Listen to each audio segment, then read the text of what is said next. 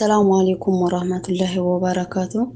ውድ የኢትዮጵያ ልጆች ይህ የምታዩት አባቴ ነውና 9 ዓመት አረብ ሀገር ላይ ቆይቻለሁ። ግን እሱን ማሳከም አልቻልኩም። ምክንያቱም ጠለብ ስለሆንኩኝ ማሳከም አልቻልኩም እና እመሙ 10 ዓመታትና 9 ዓመታት አስቆጥሯል።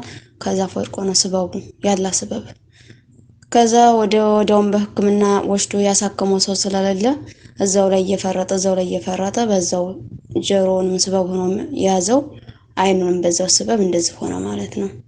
ያው ቁስሉ ይፈርጣል፣ እያደር ይፈነዳል አሉ። እሾሁ አልወጣም። ብዙ ህክምናም ሄዶ ነበረ፣ ታቅም በላይ ሆነ። ወደ ደሴም ወደ ሌላ ሀገሮችም ሄዶ ነበር፣ አልተቻለም። እኔም ማሳከም አልቻልኩም። አሁን ተጎኑ ማንም ሰው የለውም። እኔም አልቻልኩም።